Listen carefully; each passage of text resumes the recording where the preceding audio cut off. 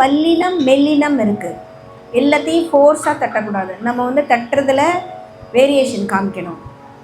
அதில் தக்கிட்ட தக்க திம்மி தக்கிட்ட தக்க சின்னதாக உங்களுக்கு வேணால் தாள நிர்ணயத்துக்கு பண்ணிக்கலாம். கண்ணே குதா தின்னா குஜம் கண்ணே குஜம் தத்திண்டக்க.